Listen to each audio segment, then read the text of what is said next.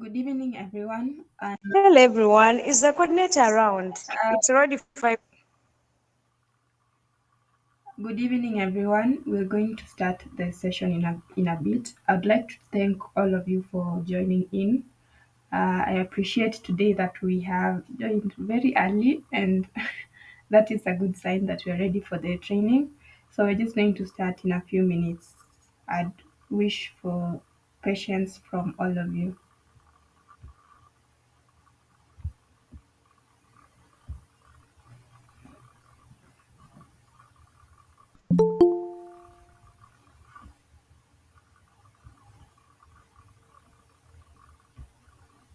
So thank you so much for your patience. I think the trainer has joined the session, so we will start the training immediately, and I'll allow I'll allow him to begin by a recap of what happened last week. Then we begin.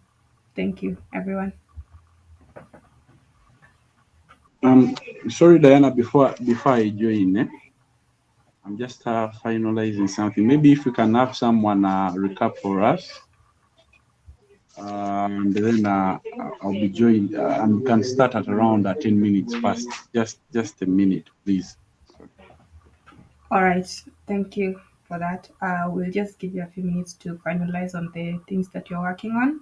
So I'll allow for the ones who are able to join us last week to take us through what we did. If I can just give you a summary of what happened.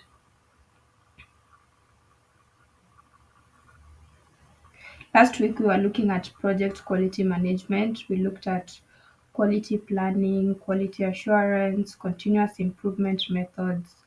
We looked at quality control, quality tools and techniques to use. We looked at the Ishikawa diagrams, control chart, Six Sigma, quality management, total quality management, lean management, best practices in integration management. So maybe if there was anyone who joined us last week, you can give us your insights of the previous session. I can see we have so many new people who have joined today. So yeah, so maybe we can have one or two people talk about it, a comment on what you picked from last week, and then we can begin the session.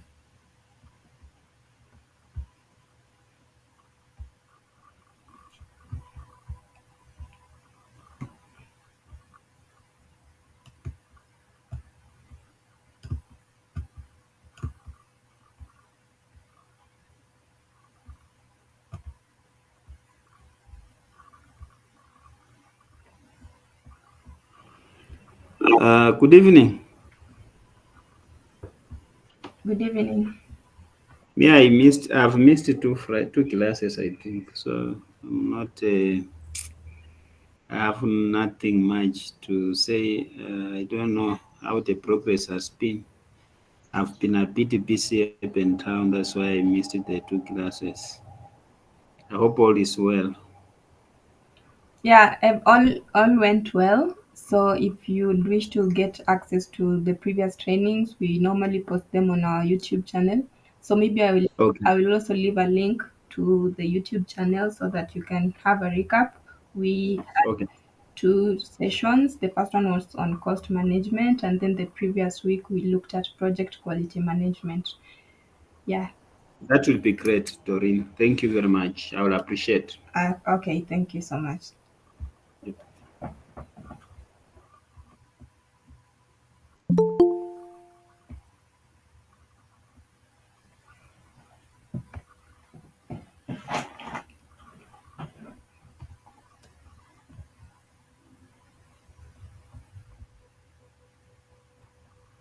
Diana, maybe if someone can take us through the different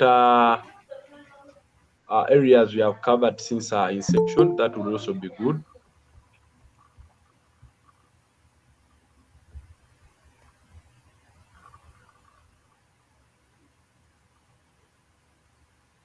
Okay, so I'm also inviting, I'm sure there are those who started with us the training since the beginning. So maybe if you, I believe that we are really fortunate to have amazing students, amazing members on board. So we usually understand most of the uh, trainings. But if you have joined since the beginning, I'd really like to appreciate you.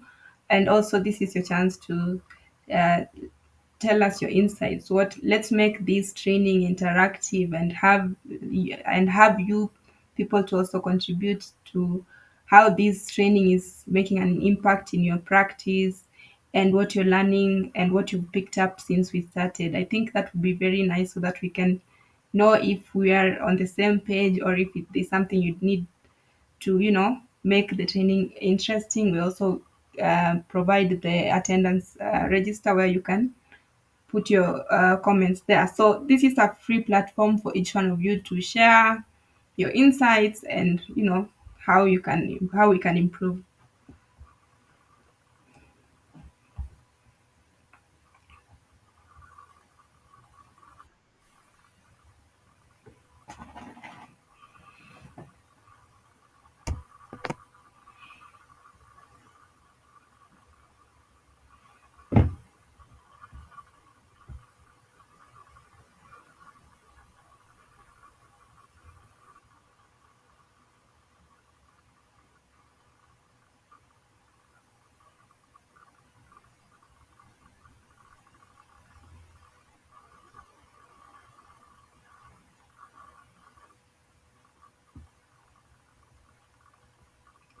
It's okay. So, members, in a recap, I remember we had an introduction, doctor. I'm very sorry, I'm in a remote place and I'm looking for where to work from. So, please, anyone who can take us through maybe the first session that was on introduction and the like, while I really look for space.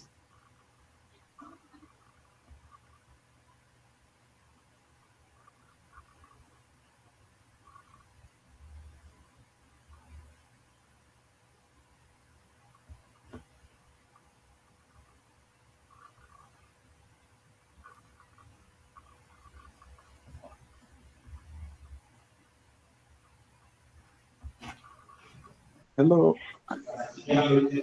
hello. Yes, Brian, go ahead.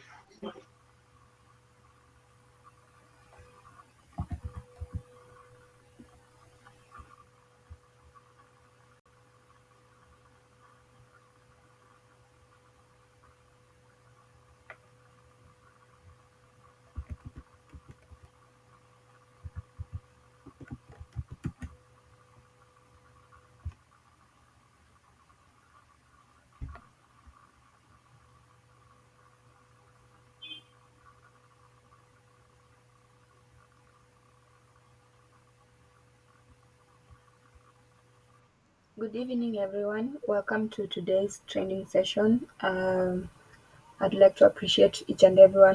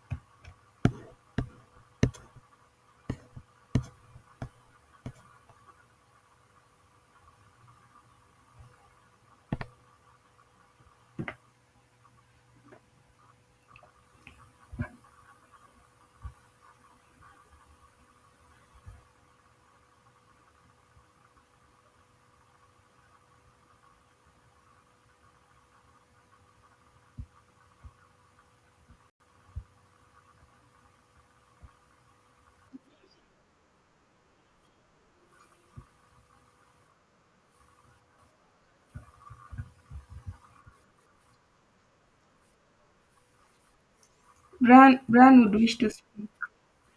Um,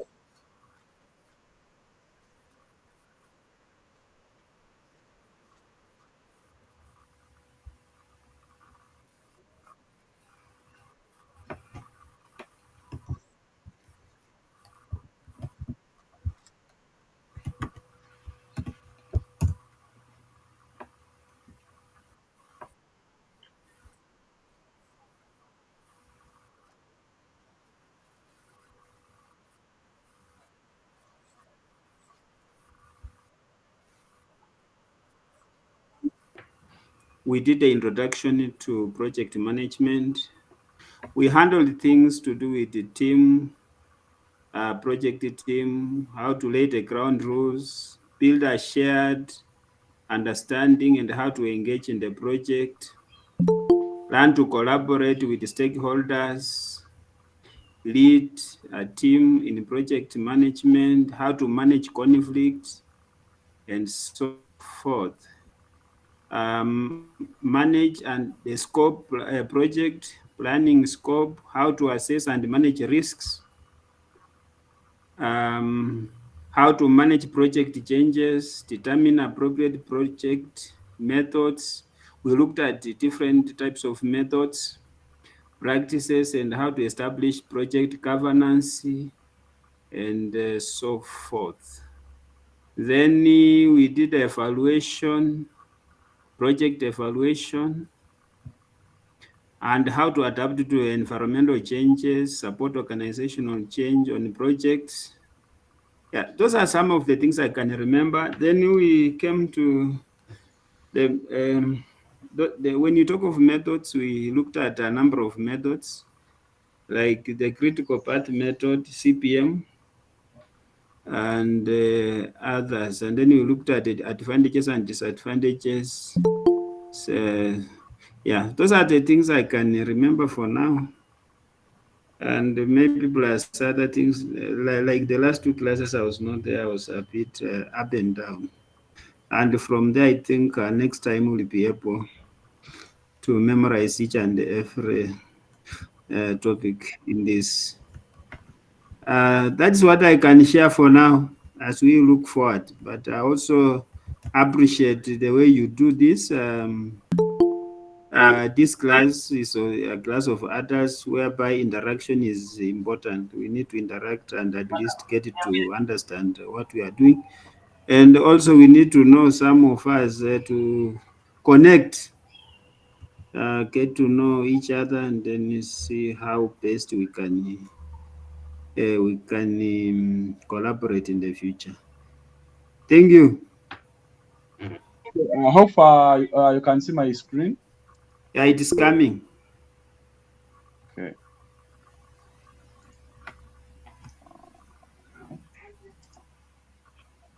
Okay, I'm just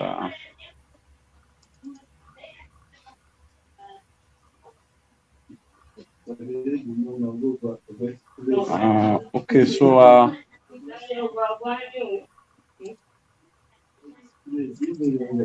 okay, so today we'll be looking at project resource management. Hopefully you can see my screen, members. Yes, yes. Yes, let me just put this into presentation mode. So today we'll be looking at resource management, and basically what we're going to be looking at is the introduction to project resource management, key components of project resource management, and then I will look at the different resources that are out there that are used within project management, and that is human resource management, materials resources management, financial resources management, equipment resources management, and time management. Then we shall look at the best practices in project resource management. So for the starters, project resource management refers to the systematic planning, allocation, utilization, and optimization of various resources required to execute a project successfully. And with this, I've said that we have resources, including human resources, materials resources, financial resources, equipment, and time. So the primary goal of project resources management is to ensure that the right resources are available in the right quantity and at the right time to support the project's activities. And these activities of resources management are basically on resource planning, resource allocation, resource utilization, resource monitoring and controlling, and resource uh, and risk management. So when we talk about resource planning, we're talking about identifying the different resources needed for the project and developing a plan to acquire and allocate them effectively. Then when we talk about resource allocation, we're looking at assigning resources to specific tasks or activities within the project based on their skills, availability, and requirements. So when we talk about resource utilization, then we are maximizing the efficient use of resources throughout the project life cycle to minimize waste and optimize productivity. So when we talk about resource monitoring and control, we are looking at continuously tracking and tracking resource usage and evaluating performance and making necessary adjustments to ensure that resources are used efficiently and effectively. So when it comes to risk management, we're identifying potential risks related to the resources that we have available. We are looking at also risks that are impacting the budget. We remember we said that some of the resources that are in the project are financial. Then we are also looking at budget constraints and other factors and developing corresponding strategies to mitigate these risks. So effective resource management requires strong leadership, clear communication, strategic planning, and collaboration among project stakeholders.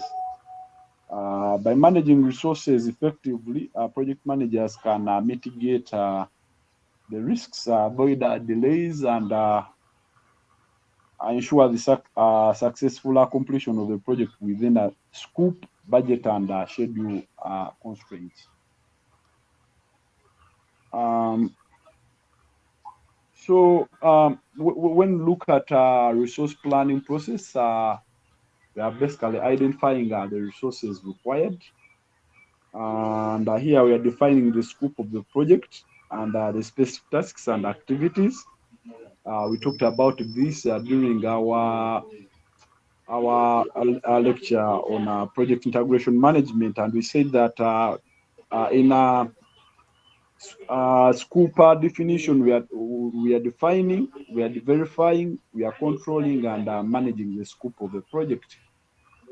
Then, still under this identification of resource requirements, we are looking at identifying the types and the quantities of resources needed to complete each task or activity.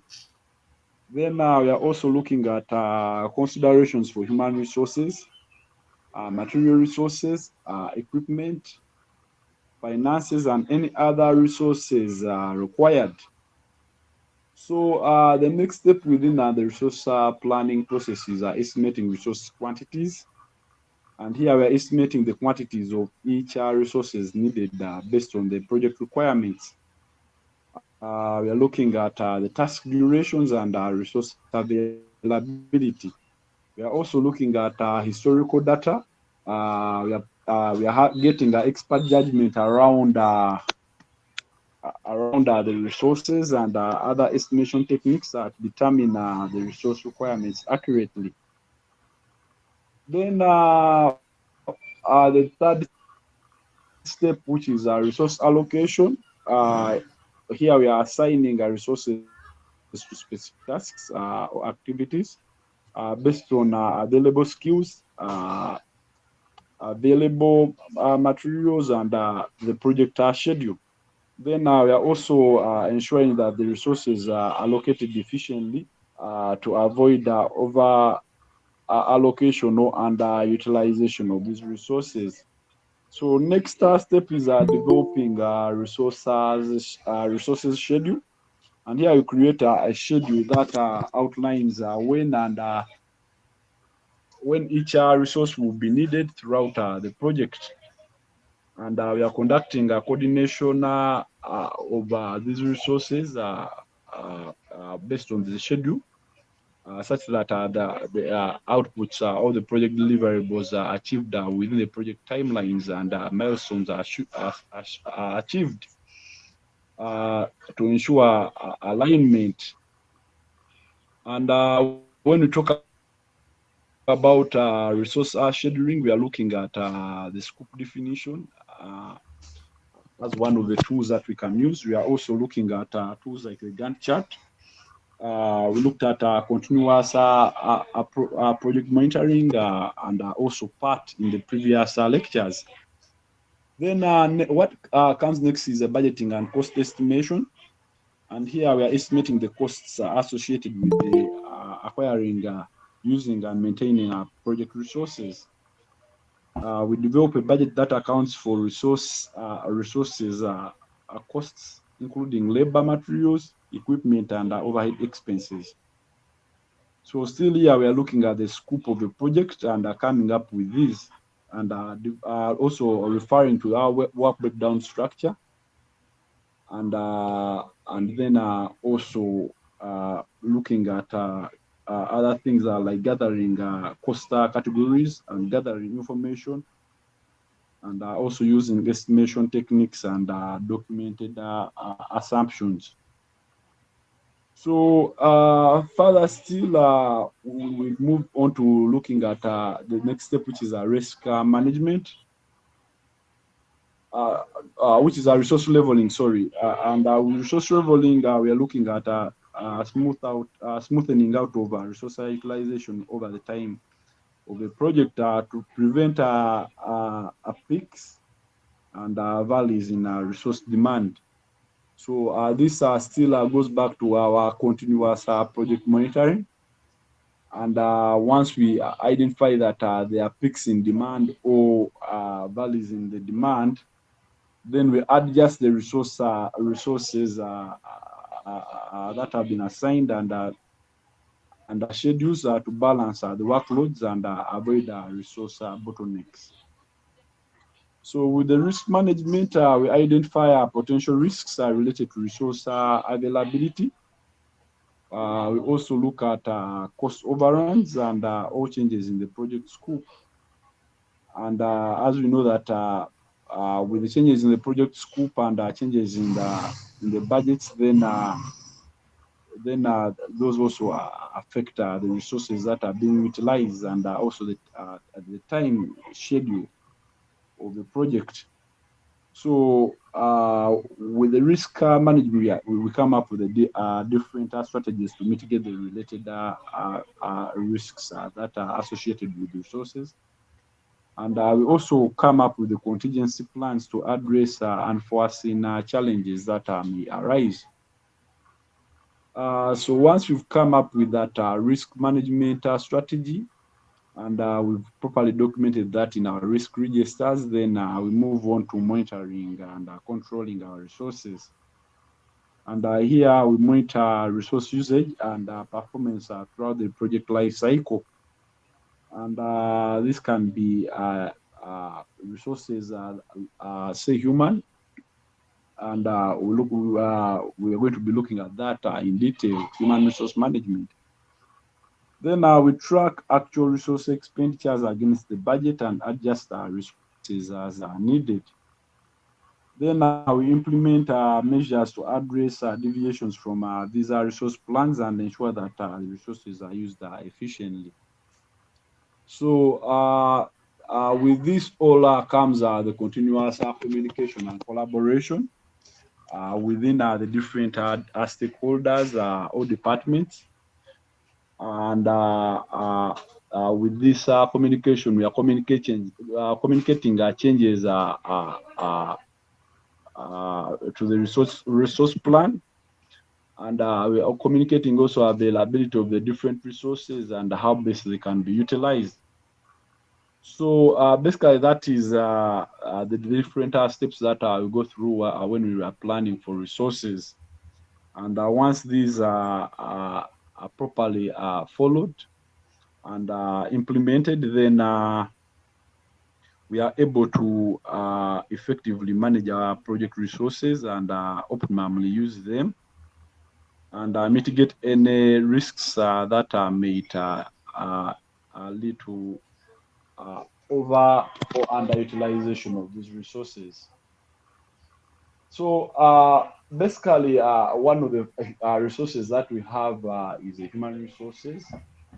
And in resources management, we are going to focus here on human resource management. And specifically, we are going to look at the processes around recruitment and selection, then training and development, and then performance management and team building and motivation under human resource management. So the first element in human resource management that we need to look at is the recruitment and selection. So with the recruitment and selection process, we have different elements. And with these elements, we have job analysis. So before you recruit people, uh, you have to analyze the requirements for the job. So you identify the need for the position. This can be through a department. This can be through an introduction of a new intervention in your project, or it may have been a shortage of funds, and maybe you needed more people to come through, but didn't have the funds, so you probably have done an initial job assessment. So you identify the need for the position and you define its roles and responsibilities and the qualifications that are needed for that job. So once you have that, basically, which is the job description, then you post that job, you advertise the job, and this can be through different channels. This can be through websites, it can be through job boards, or it can be through recruitment agencies. And these will support you to reach the different potential candidates that will apply for your job posting. So once these people have applied, then you move on to screen the different applications that are coming through or that have come through based on your criteria that you might have. So the screening involves reviewing the different cover letters and resumes and or the CVs of the applicants. And then you shortlist those that meet the requirements that you have, or the criteria that you want. So after that, you move on to interviewing these shortlisted candidates to assess the candidate's skills, experience, and suitability for the position. So you will find that different institutions have different ways of interviewing. Traditionally, most institutions were using aptitude tests as one of the elimination methods to identify candidates that have skills. And then currently, institutions have moved on to using competency-based interviews, where they actually ask you what you're going to do, even beyond your job description, and they try to tease out those different skills, and they provide practical interviews that uh, really show someone's suitability for the role. So the next thing that moves on to into the recruitment and selection process is the selection decision. And here you are selecting the most qualified candidate based on the interview performance. And it's not only on the interview performance, but still we are also looking at things to do with references and other relevant factors. So once you've done the reference checks and you've looked at also things to do with salary expectations of uh, of the best candidate, then you move forward and offer uh, uh, the candidate a placement. And this candidate can choose to ignore and not accept your offer based on different factors that the candidate may not may be considering. And all the candidates may choose to negotiate, and these are really include things to do with uh, the different benefits the candidate is going to get. They look at different benefits that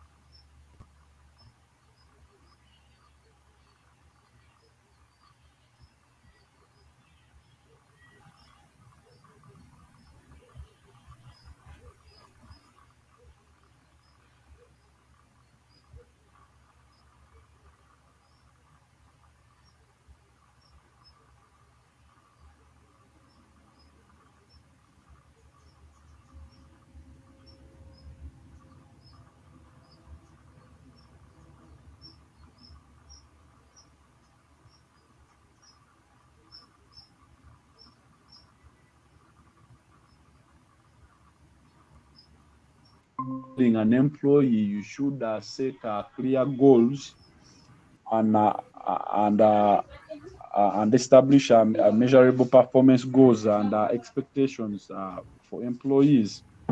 And this should be aligned with both the organizational goals and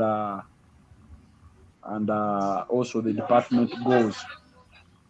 So once you've done that, still you move on to performance monitoring, and here you monitor the performance of the employee, and you keep track of employee performance against the established goals and standards. So once you have this in line and you see any deviations, then you should be able to provide corrective action and support in case the employees is going off track. And this is through feedback and coaching. And this feedback should be provided really in an empathetic way. You know, some managers really provide feedback, and the employees really just want to run away from the institution. But as a project manager, you should provide this feedback on performance to improve the performance of the employee, and also help the employee achieve their set goals and targets that you would have established. Then, if the employees are really performing well, then you should recognize and reward the employee. Uh, and then,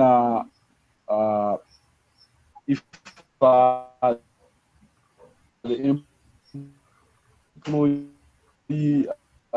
is really non-performing at all, then this is a revised. It would be like an addendum on the set goals and measurement metrics that you set to support the employee address performance issues and meet their performance expectations.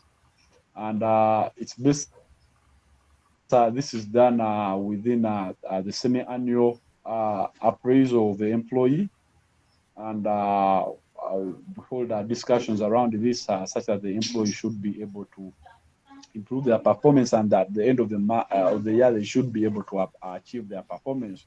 So still under performance management process, we have career development discussions. As project managers or as human resource managers, you should be able to support your employees achieve their career aspirations, uh, and you should be able to guide them on their career growth opportunities and also a career progression.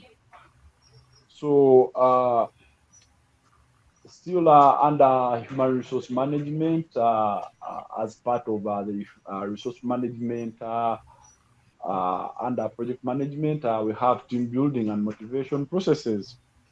And here we establish clear goals and expectations still, and these are in line with the team. As a project manager or as a team member within supporting a given project, you should be able to communicate the goals of the project, roles and expectations to ensure alignment with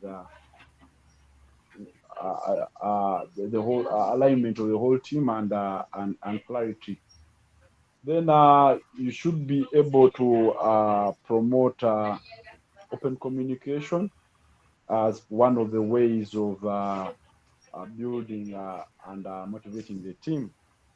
And with open communication and then there is a collaboration among the team members for faster trust and transparency.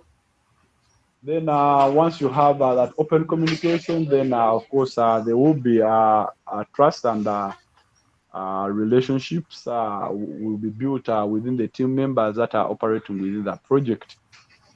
And this is on a supportive and inclusive team environment where members feel really valued and respected and empowered. So still under team building and motivation, then you should be able to provide recognition and rewards to different teams. This can be also even departments, and you appreciate the departments that are performing better than others. You should be able to invent, innovate, and provide these different rewards to the different departments that are performing. Then still under that, you should be offering development opportunities. Uh, and of course, with these development opportunities, we said this can be for the whole team, and this can be professional for professional growth, and these can also be specific for team members within a team to develop their skills, certain skills, and this should support their career advancement to keep team members engaged and motivated. Yeah, so for example, you might have different departments. You might have the human resource department, and you might have, say, the monitoring and evaluation department within your project. And you might find that, say, the human resource department are finding it harder to work with numbers. Then you should bring in the monitoring and evaluation department to support the human resource department gain these skills, and vice versa. Then still under teams, we have addressing conflicts, and you should have a conflict resolution plan and address issues promptly and constructively to maintain a positive team dynamics. So once you find that there's any conflicts arising within your project teams, then you should be able to support them, and they should be able to have that positive dynamism once the conflicts are resolved. Then you should celebrate success as a team with with the different with the different members in the team. So by implementing these processes that we've talked about, which is team building, performance management, training and development, and recruitment and selection, you should be able to really manage your human resources properly within your project. So moving on to the next area, which is materials resource management. And specifically here, we are looking at identification and procurement of different materials that you may need for the project. We are looking at inventory management of the different materials that you would have acquired under within your project. You're looking at also storage and distribution. And then you're looking at also sustainability considerations. So what really happens under materials resource management? Under the identification and procurement processes, we still conduct a needs assessment before you buy anything. Sorry, before you buy anything, uh, before you buy any materials, we identify the specific requirements. So we specify, say, if you want to buy computers, you have to know the different models of computers out there and what they're needed for. Uh, for example, for the IT departments that are working with the different servers and they're managing the management information systems of the project, they will need stronger computers compared to the human resource team. So you identify the specific requirements and needs for the materials, goods and services necessary for the project and organizations. And once you've identified these, then you move on to identify the different suppliers that are out there. So once you've identified the different suppliers, this can be through research and identifying the different vendors out there. You can also look at historical or documentations that are out there that you have that you've worked with, and you look at their quality of work they provided, or the quality of equipment that they provided, their durability, and then if these suppliers are identified, then and they can be able to fulfill the identified needs. Then you put out a request for proposal or a request for quotations. So these are documents that we work with in institutions or as project managers that support us to really get these people to come in and supply the potential suppliers to come in and tell us what they can provide, and then we assess and see if this is in line with the requirements that we were able to identify for the equipment through the needs assessment. So you've seen these. I know governments. Those working in the government sector. These are called tenders. So you put these out, and you're able to get people to apply. So once the applications are received, it's pretty much a similar process you go through, like for the human resources, where you are selecting, you're shortlisting. So once you review and evaluate the proposals or quotes received from suppliers based on your criteria that you may that the institution may have, then you are able to determine which supplier is best for you based on what costs they have quoted, based on the quality that they're talking about, and the previous experience with the reliability and timely delivery. So uh, once you've done that, then you move on to the negotiation, and here you're negotiating and finalizing. It's pretty much similar to the offer letter for the employment of staff, but here you're negotiating terms of prices. You may find that all the vendors that have really applied or have submitted their letters of intent or proposals are way above the institution's uh, budget limits. Then you move on to negotiating and asking these vendors if they will take on to the monies that you have. And if they don't, then you have to really move on to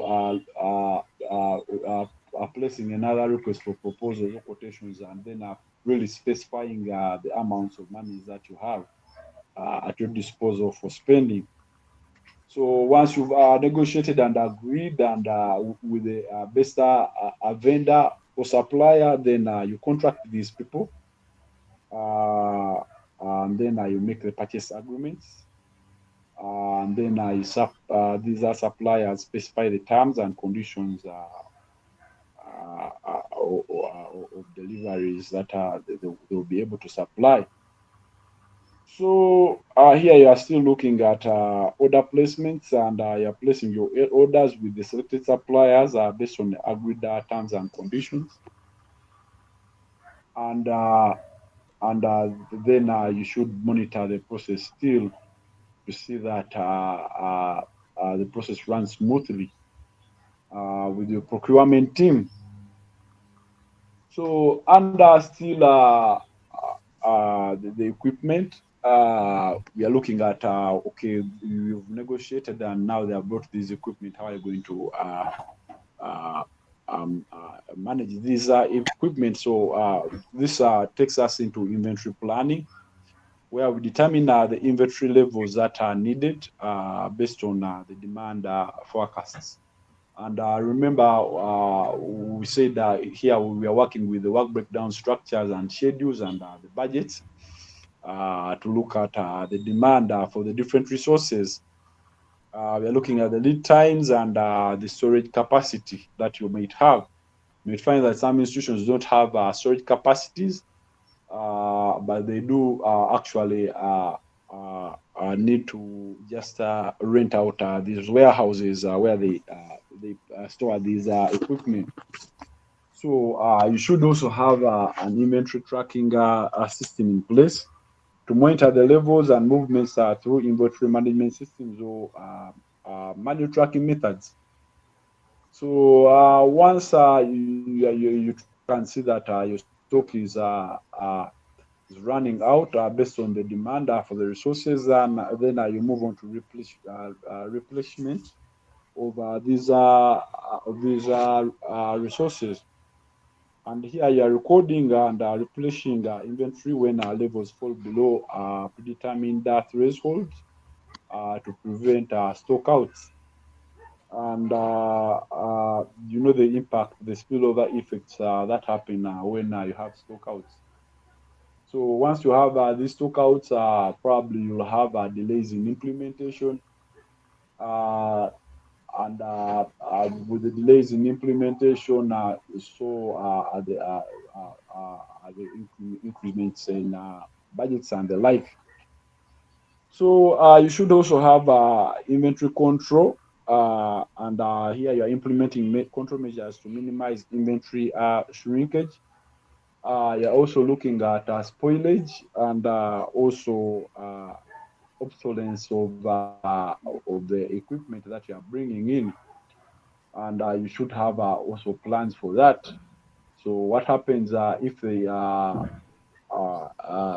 the stock is almost expiring? You have to figure out ways of making ensuring that that stock moves out of your inventory, and then replenishing that with new stock. So this is one of the challenges that I've seen in projects I've worked on, especially the ones with health, where we really see these stockouts happen.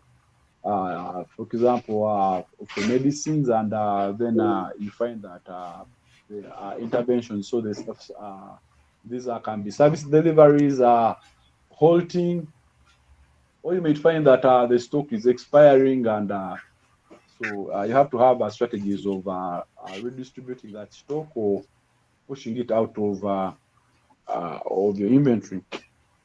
Then I will have cycle counting, and this is periodic verification of the inventory accuracy and identifying discrepancies.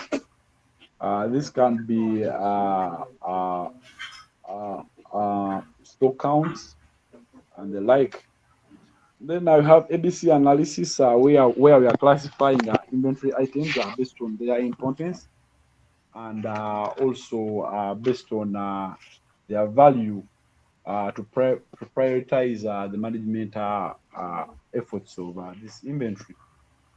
And lastly, we have inventory optimization, and with this, we are looking at analyzing inventory data to optimize stocking levels, and then minimize uh, carrying carrying costs, and maximizing turnover rates.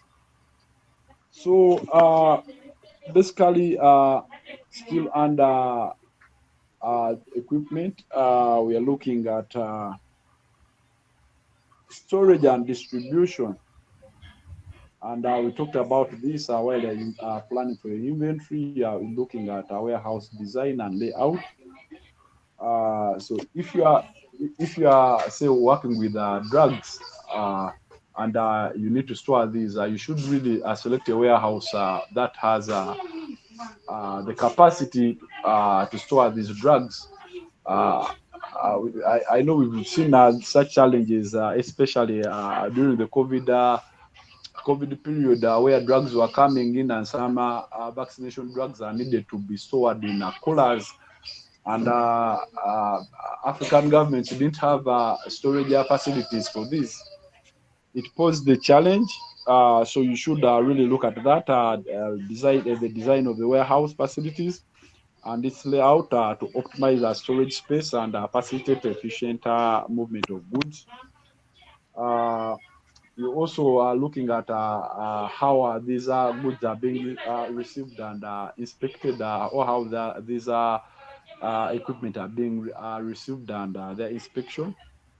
You should have measures in place on receiving shipments and inspecting these goods to quantify them, looking at their quality and also compliance with the specifications. So, with the specifications that you may have stipulated as an institution based on their needs assessment.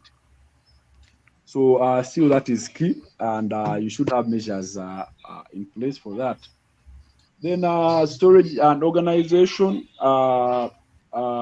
storing goods in designated locations within the warehouse and organizing them for easy retrieval and access. And this not only applies to goods, but also to different uh, uh, elements that you may need. There may be files that are project files. You should really have a systematic way of organizing these and storing these, and also keeping them safe and secure. Then picking and packaging should also comes under this storage and distribution process. And here you're storing goods in. You're looking at how these equipment or goods are picked from inventory, how the orders are assembled, and packaging them for shipment or for use. You may be working in different regions, and you need to transport these. So that should also be in your consideration while looking at resources management. So still under this, we are looking at specifically the transportation, and you should have arrangements for transportation of outgoing orders, and you should have coordination mechanisms for incoming shipments and also outgoing orders in case you are working in regions, and ensuring that they are delivered on time to customers or different distribution centers. Then lastly, under this, but not least, we are looking at inventory reconciliation. You should have records with physical inventory counts to maintain accuracy and identify any discrepancies. So, lastly, the reverse logistics, which is managing the return of goods from, say, field teams or even clients, and how you handle these products. Or in case you've put out products and you find that they have defects, you should have a mechanism in place and procedures in place to recall this, and how you manage, say, damaged equipment and defects. So, still under uh, management of equipment and resources, we have sustainability considerations. So, with all your resources, you should consider environmental impact of the project, of the resources that you are using. And with this, the process involves environmental impact assessment. And here you are looking at the impact of the procurement inventory management. You're looking at the storage, and then also the distribution activities on the environment.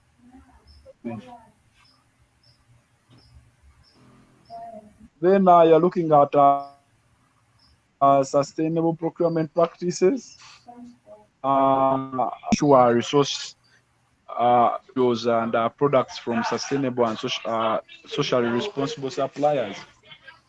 We've seen our institutions moving away from printing uh, in a bid to preserve the environment, and we are all seeing the impact of climate change on these on our environment. As an institution, you should have, as a project manager, you should have that sustainable procurement practices in place such that we are able to save our environment. Then you should have processes in place to manage waste reduction and recycling. In case you can recycle, please don't procure. Implement measures to minimize waste generation and promote recycling and reuse of materials. Then energy efficiency, we've talked about this. Implement energy efficient practices in your warehouses, operations, transportation and distribution activities. Then have carbon proof reduction strategies in place as an institution to reduce greenhouse gases and emissions associated with procurement, inventory management and distribution processes. And I said most of the institutions now are moving on to using cloud-based platforms, and they're minimizing printing because most of this paper that we have is coming from trees, and we know that trees and their impact on the ecosystem that we are working with. Then compliance with regulations, ensure that you are complying with the environmental regulations and the standards related to the procurement, storage, and distribution activities within the institution. So this should really, as project managers, you should uphold this. I know some may be working in projects that are degrading the environment, or others are working with projects that are actually countering environmental degradation and building a sustainable ecosystem for our future generations. So lastly, we should, of course, our sustainability.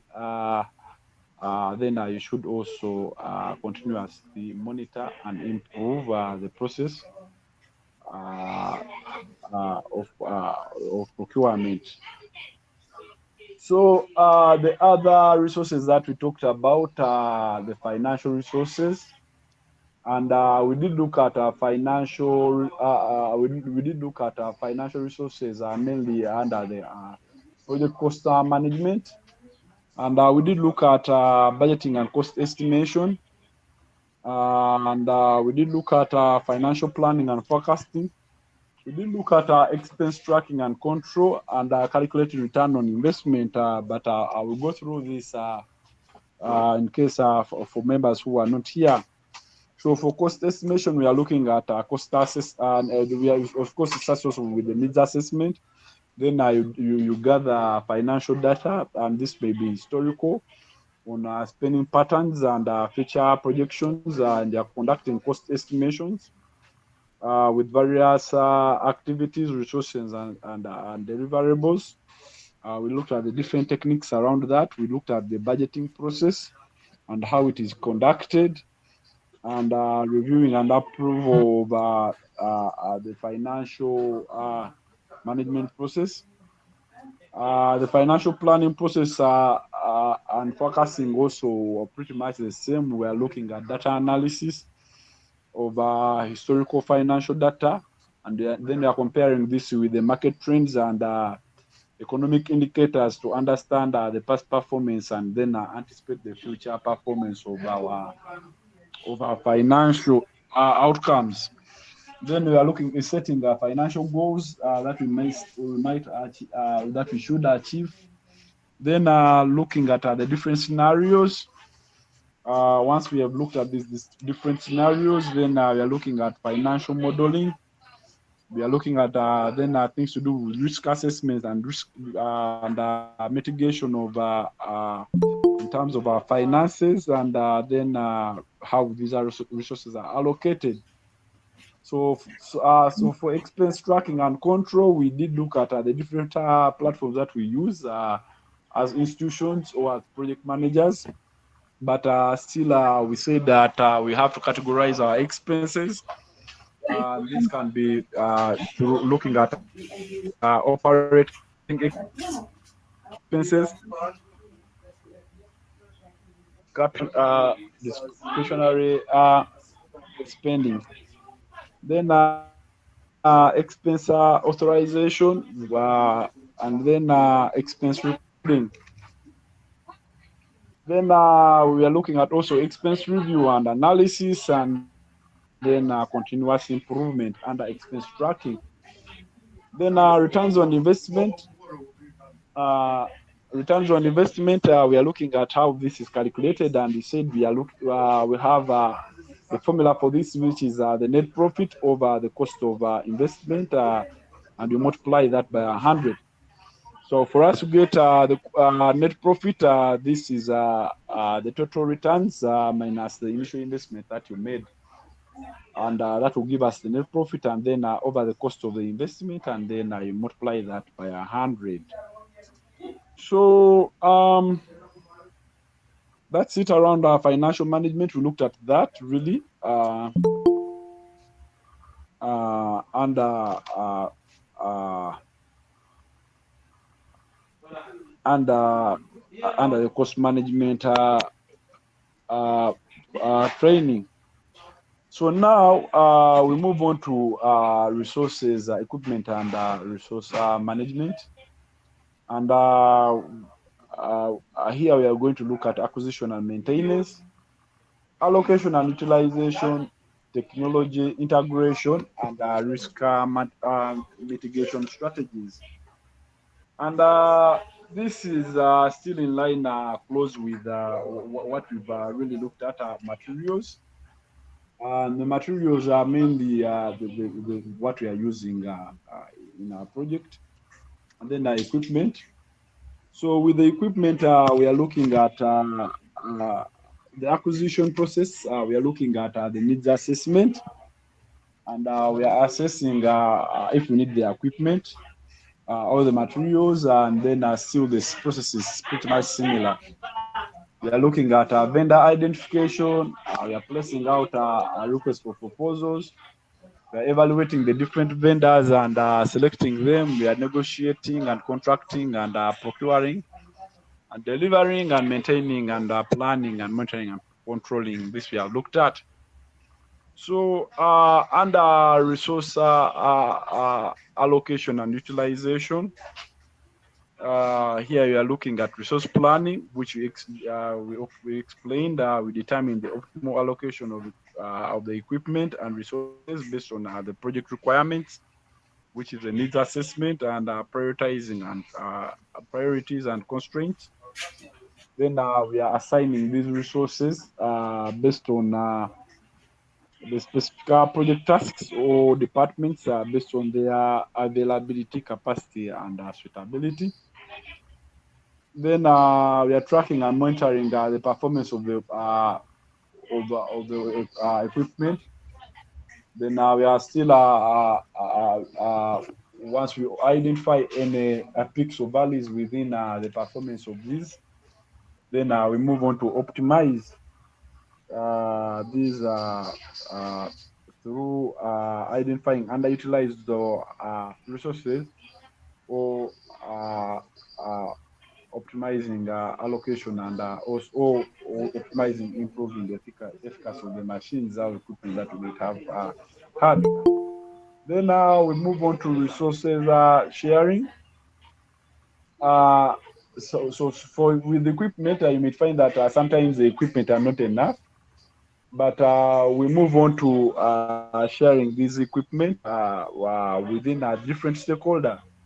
For example, you may be having a different, you may be running a project and you have different departments, and you have very few vehicles that are going into the field.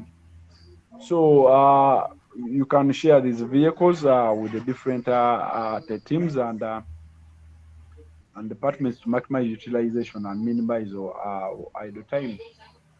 Then we are also looking at performance evaluation of these, and establishing if these equipment are still uh, relevant to the work that a project is being is implementing. And then once you have these, then you are able to improve or optimize your equipment utilization. So still under equipment, here we look at issues to do with technology, and it's an issue that project managers really underlook. And at the end of it all, they find that they're in a pitfall because they lack the necessary technology equipment. But we are also looking at issues to do with softwares. And once we have this in mind as project managers, then we should be able to really budget for these and include these. You've seen institutions where they're running projects, but they do not have really what they do not have the softwares that they do not have that softwares that subscribe to. They do not have windows that are activated. For example, you can see on the screen the windows that we are working with is are not activated, but someone is running a project, and in this area where I am, the project is really crucial because they're providing computing services and the like, and access to internet. Uh, how do we do this? How do we integrate technology? We assess technology needs and identify opportunities for technology integration to improve efficacy, productivity, and performance within the project. And still we research and evaluate available technologies, solutions, and systems that align with the organization's objectives and requirements, so the project's objectives and requirements. And once we do that, then still we select vendors that can supply these, and these should be reputable vendors or partners that offer suitable solutions and support services. Once we have these, then we integrate these into the planning process of the project, and we are able to develop a comprehensive integration plan that outlines the implementation strategy, timelines, resources, requirements, and potential risks. So, still, as you can see, that these are different elements that we talked about: the risk management, the budgeting. They're all coming into different areas, and we should have a really a systematic understanding of all these. So once you've decided on what technology you need, then you implement and deploy the technology, uh, and you integrate this and ensure that there's proper configuration. You should ensure that there's proper testing and training of the different stuff that are involved within the project management uh, processes. So once you have that, the technology has been integrated. You've trained your staff, and they are able to use the technology that you have. Then you also look at things to do with change management, and here you are implementing change management processes to cater basically for adoption of new technologies. Uh, uh, and with the new technologies also comes resistance to use of these technologies. So you should have strategies and uh, to address resistance to this change and mitigate the disruptions. Sometimes the technology may disrupt the whole process. We've seen technology, for example, disrupt the whole reporting cycle, where new technology or changes to the technology have been made, and people can't report, or people can't actually use the technologies. So once this is still under technology integration, you should monitor and support the performance and functionality of the integrated jar technologies, provide ongoing support and maintenance, and address any issues or challenges that may arise.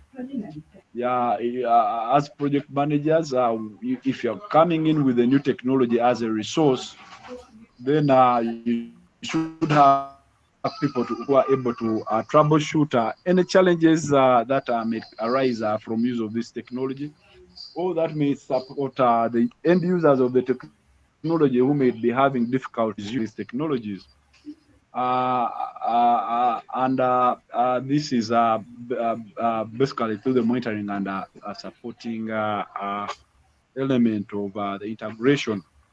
Then provide continuous improvement, evaluate and optimize the technology integration processes and systems to enhance functionality, reliability, and user satisfaction. Uh, you should, beyond satisfaction with the different products or services that you are putting out there and you're conducting. Last week we looked at project quality management. Beyond you looking at quality of the products or services that you are putting out there, you should also internally look at the quality of the technology that you are using and its reliability and the user satisfaction that people are deriving from using your technology. So that way you are able to continuously uh, monitor and improve your processes or your technology within the project. So still under resource management, uh, in a project we have elements to do with the risk, and you should have risk mitigation strategies, and still also risk management cuts across the different stages of the project life cycle. So with resource management, you're going to identify the risks as the first step associated with the equipment or resources that you have acquired. And these may include risks to do with failure of equipment, obsolescence of the equipment, loss of the equipment, things to do around with security, safety of the equipment, and technological disruptions that may happen. And you should assess those and come and document those within. You should identify those and then assess them, assess their likelihood and potential impact on the project objectives, operations, and outcomes. And once you've done that, you develop the risk mitigation strategies and contingency plans to mitigate the likelihood and impact of these risks. And the key document that we are using here is a risk register. So some of also the risks that we have that you should plan for and include within the risk mitigation strategy for the resources is a preventive maintenance. And here you're implementing programs and procedures to reduce the risk of equipment failure and prolong asset lifespan. For example, if you've acquired a vehicle for your project, this vehicle should be serviced, be it a computer, be it a printer for your project. This should be serviced on a regular, and you should be able to monitor that.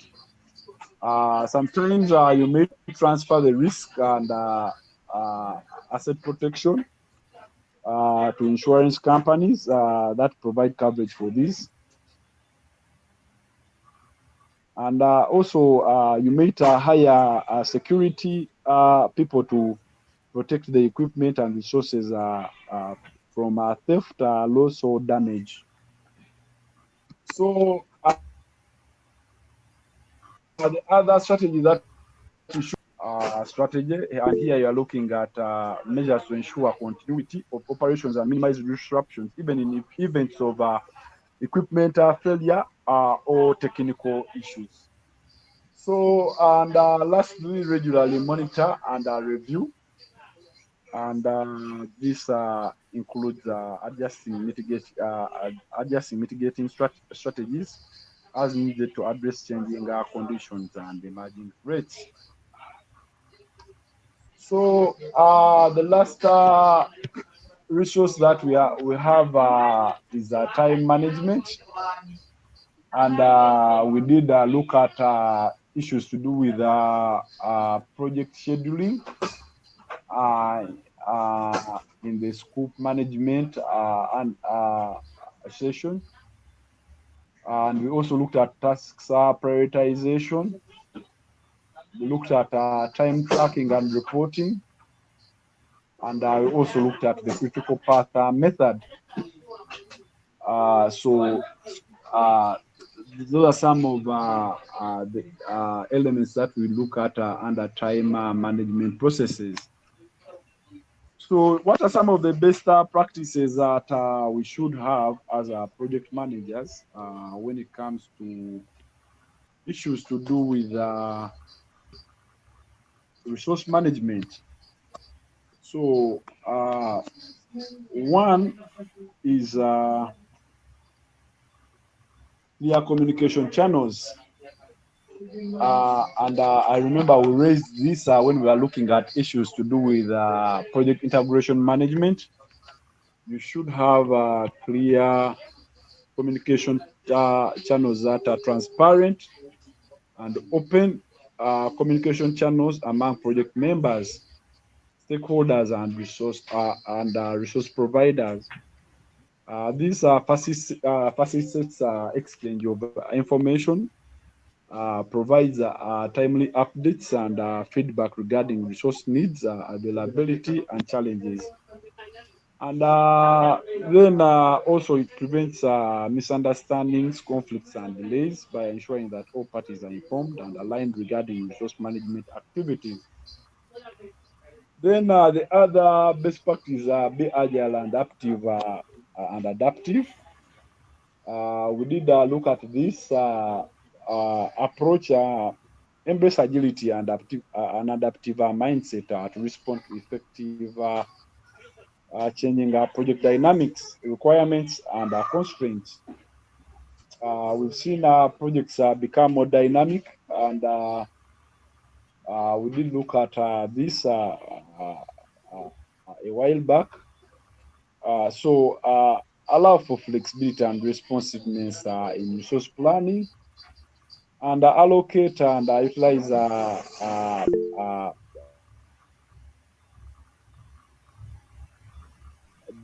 these resources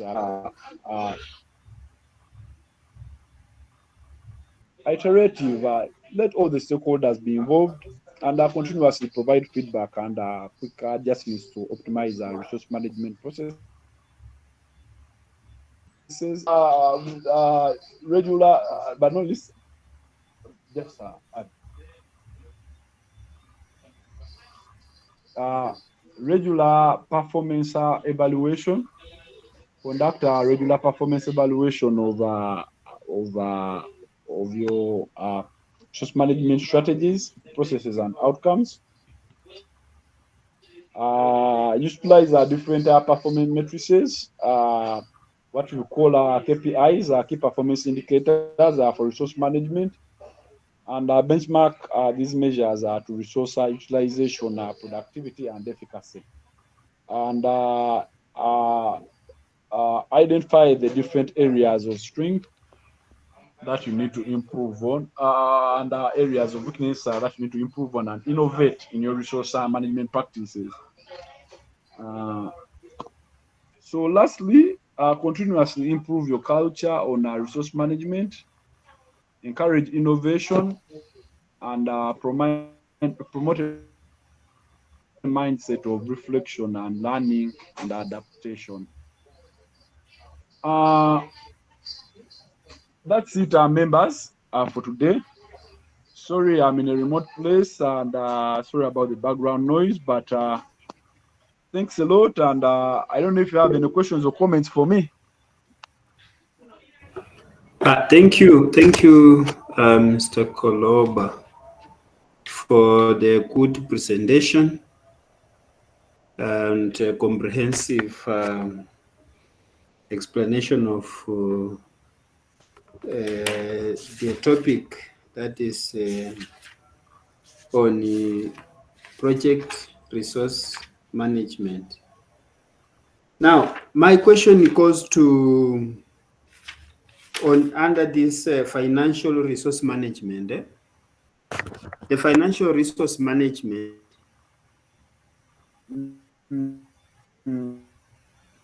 whereby you've mentioned a couple of things. There is something that I would just want you to correct. It is written ROI, not RIO, because that one it brings Oh, confusion. oh. Return on investment. Mm. Now, when it comes to analyzing, because here for you to get the best return on investment, there is what you call, you have to look for the viability. Look at the project if it is viable or it's not viable. And with a little knowledge that if it serves me right, you looking at, I don't know if, are you going to involve this idea of payback period? Because I've seen you calculating using a net profit of a cost of investment times 100%. Now you may have one or two projects. You look at the two projects or three. You want to compare and come up with which one is the best.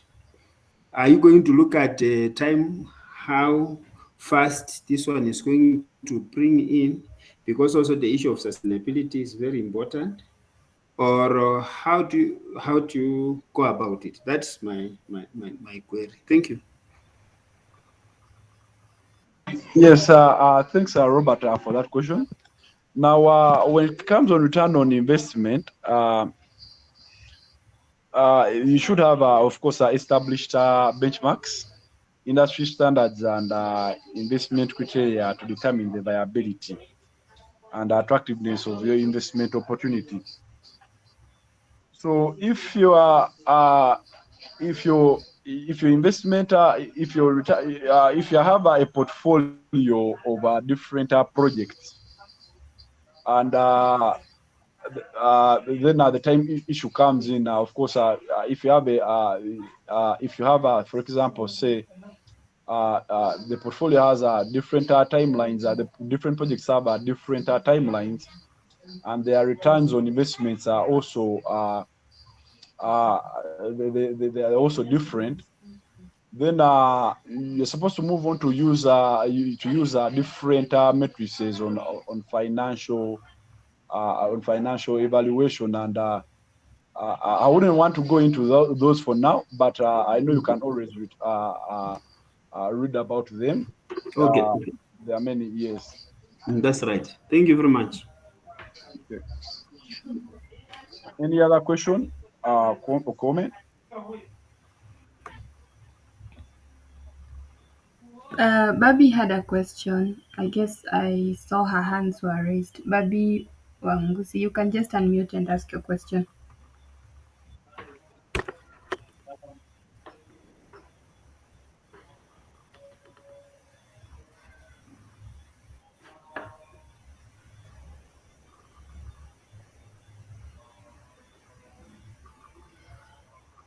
Babi, your question?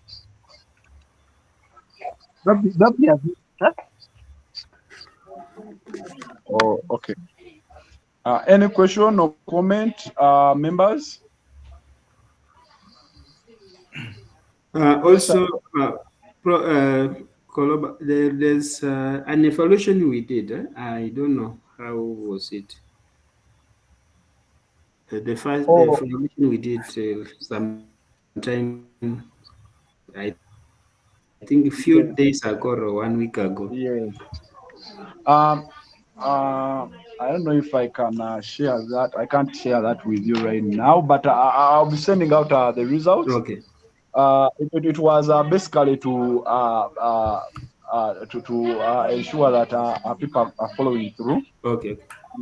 and that people are actually grasping the concepts. Because the difference with our approach here is that our approach is more focused on the processes. Unlike when you read the project management body of knowledge guidelines, where they are really providing an overall overview of the different inputs and outputs. And so basically, our approach is basically to for members to understand the different processes within the different process groups that we looked at. Initially, we were more onto the academic, but as we go on, we are moving onto the more. We are becoming more Practice. Yeah, practical and practical. that's great. Yeah. Yeah, that's good. Um, Also, can there's a question. Okay, Geoffrey, you can continue. Oh, thank you so much. Greatly for this particular forum that enhances our knowledge on the subject of discussion. Mine is to thank you, but and also say that this was my first time in this, and I've really been enlightened. So now that I've missed the previous lessons or lectures, is there a way I can be able to get links that can allow me to also catch up? In addition to the question Geoffrey is asking, Doreen Appa on the comment section also is asking about how many training virtual, how many, okay, how many training virtual, how many training virtual are there? Because this is also her first time. So maybe I can allow the trainer to talk on that, but I've also shared our YouTube channel on the chat section. I'll reshare it. So someone is asking how many virtual trainings are there. Okay.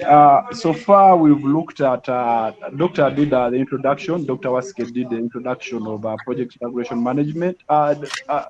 Waske introduced project management, and so far we looked at project integration management. We've looked at project scope management.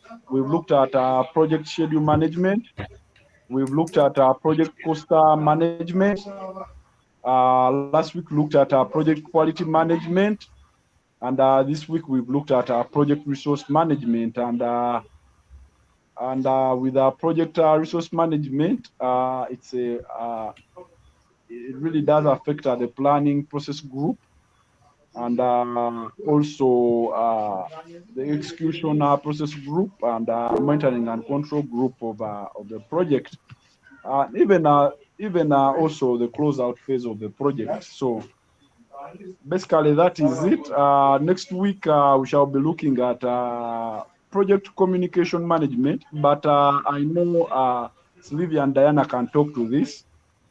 We do have YouTube. We do have YouTube recordings that can be shared on the platform for members that missed. And yes, I don't know if it's Maria Kaua. Any question from Maria? I want supplement on the lady who asked that this is our first training and how many more trainings. I think she meant uh, the next trainings, are they four that she can attend and get the certificate, given the fact that there were already trainings before that she missed. So me, that's how I've interpreted it. And also Okay. I want to ask the same question. Okay. First, I'll say that let's first watch the recordings. I'll be sharing out. We did a simple test assessment uh, to assess the people's understanding of the context. So, in case members that didn't attend the first assessment, because we still have around let me see, we have around yes, we have around four trainings to go before I hand over back to Dr. Wasike. But you can always watch those videos, or you can also attempt the assessment, and it should provide you with an overview. And I'll be sharing the presentations on the platform, the WhatsApp platform. Is that okay with you? Okay. Yes, Alex. Over to you, Alex. Thank you so much, Mr. Bulova, for the presentation. You've really been enlightened on project management and other aspects, for example, sustainable procurement. I've really picked interest in every aspect of the presentation, and I appreciate. Thank you so much. So, my question is on tailoring sustainable procurement into project management. Uh, Issues have been raised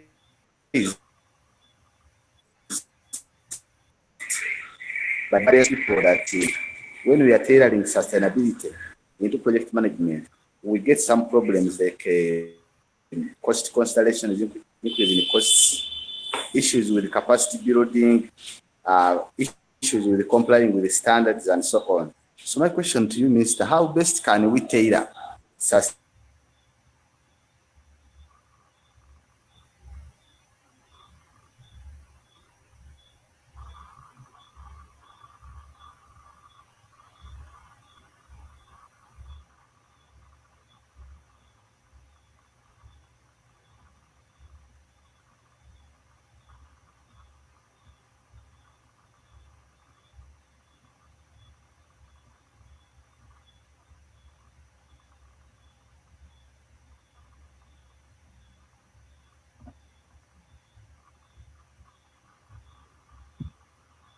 The needs assessment, be it even procurement, be it all that.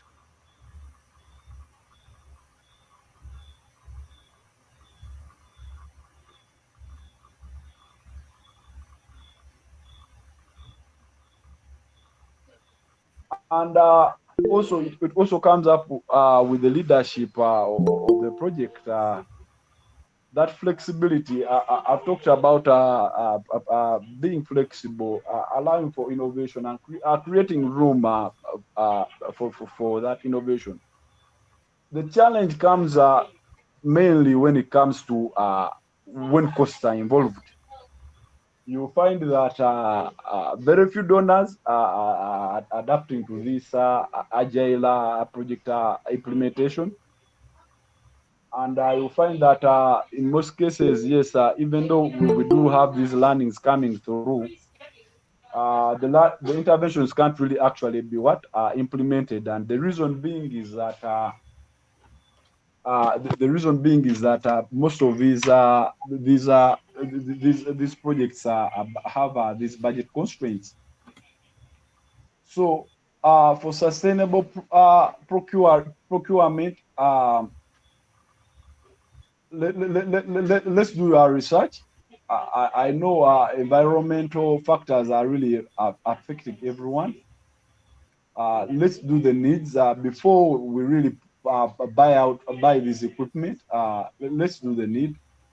Let's find out if these are equipment, these resources that we are buying are really having an impact on our environment.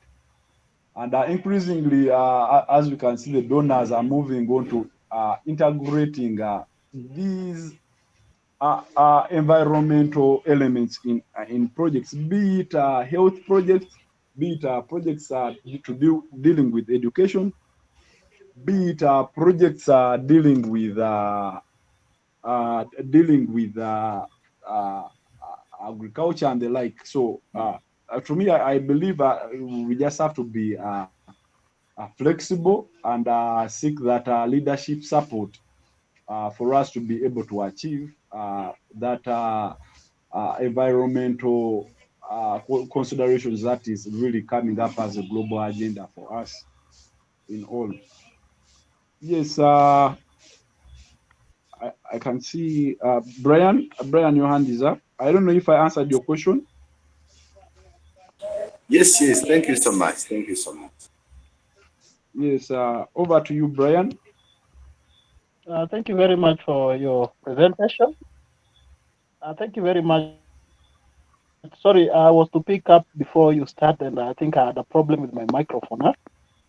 But all the same, thank you for such a nice presentation. What I wanted to focus on is the performance improvement plan. Most of the resources, actually the human resource, look at performance improvement as a punishment, which should not be the case. And what should be understood is that PIP is appropriate for every situation, and it is required a step before discussing maybe living automatically. So what we need to note that is performance improvement is not actually a punishment.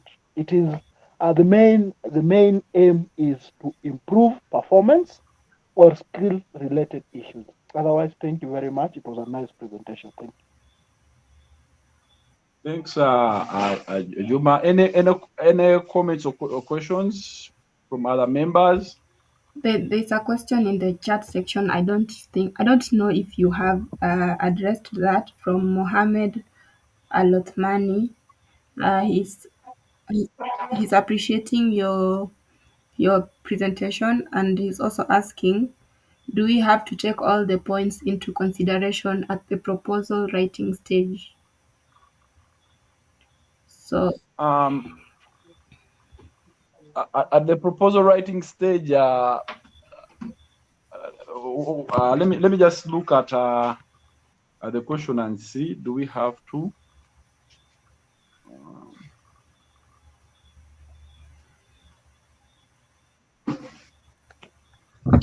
Um, um, yes or no? But usually at the proposal writing stage, what we are seeing is that we are proposing, and if it's a donor, if it's a donor, if it's a donor supported grant, you will find that at the end of once the grant has been won by the institution, and they are willing to provide funding, then I will find that you have to really review many, be it the scope of the project. You'll have to review the approaches and methodologies, and you align with the donor, be it even the budgets or the work plans. So I wouldn't say that you have to consider all, but you should write with that in the background of your mind, that we are writing this grant, but at the end of it all, we'll have changes. And the beauty with the grants writing usually is that the results framework really clearly brings out that. Sometimes also the internal review processes that you have as an institution bring out those, and they highlight that. But it depends on what you're writing about. Uh, uh, uh, if it is organizational capacity development, if it is an organizational capacity development proposal that you are writing, then you should have a consideration for all the resource management elements that we've talked about. But if it is service delivery, system strengthening, and the like, then things change, and it all depends on on what you're writing about. Hope Mohammed have answered your question. Yes, I can see. Let me see. I see a hand here, and this is Kate. Kate, this Mrs. Katongole. Over to you. Good evening. I'm inquiring about the schedule for our next meeting. Since next Friday is going to be a public holiday, how are we going to go about it? Are we still going to have this lecture?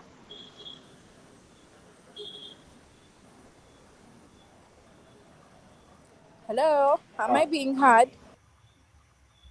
Yes, yes. So next Friday is a public holiday. If it's a public holiday, then we'll move on to the next. But usually, what happens is we will have to agree as a basket one consulting, and I will provide feedback on that.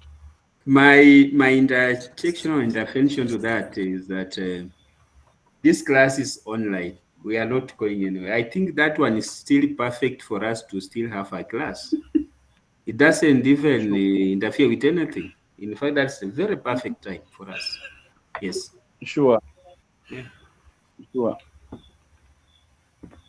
I can see Mary, Mary Mbochi, Mrs. Katongol. I don't know if that has answered your question, but these classes are basically for people who want to learn more about project management, and we'll be increasing, I think, the scope of the trainings later on. But for now, we are focusing on project management. And if you have your time, you can always spare your time and attend and learn and get to learn. Yes. Mary, over to you, Mary Mbochi. Uh, Thank you very much for the excellent training. We are really, really enjoying and getting a lot of skills and knowledge on project management. My question is on performance improvement plan.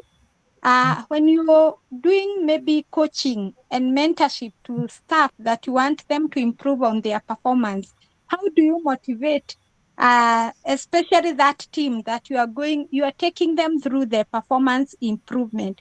Because I understand most of the time when you're having a project and the staff feel like maybe they are not really achieving what was expected at that particular time, they get a bit demoralized. So how do you motivate them to feel that even as you challenge them to perform, they are also motivated and they are energized to push on to achieve the targets? Thank you. Thanks, Mary, for that very good question. Now, when it comes to performance improvement planning, sometimes, like I said, you have to consider the skills gap, not from the manager's assessment, but still, from the employee's perspective. Uh, During your appraisals, you should have those elements where the employee identifies the areas they want to improve on, and also share that with you as human resources.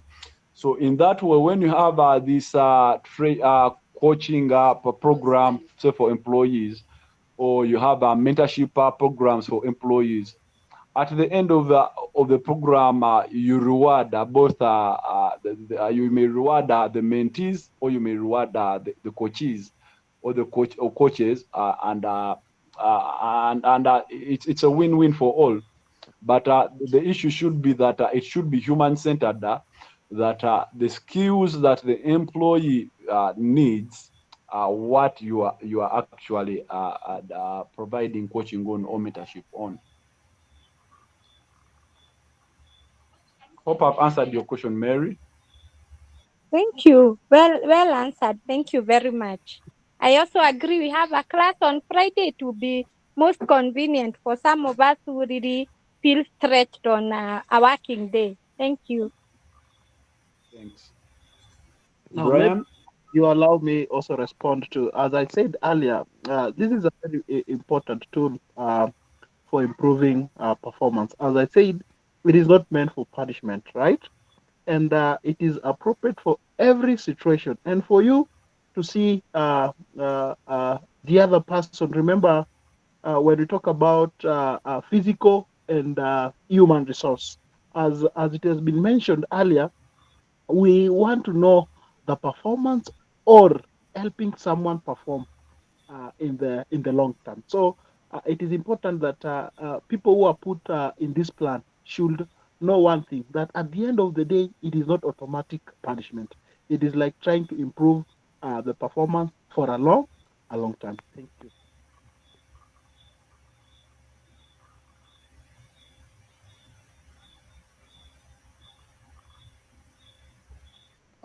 Thanks, Brian, for that supplement. Mary, I can see your hand is still up. Oh, it's an old hand.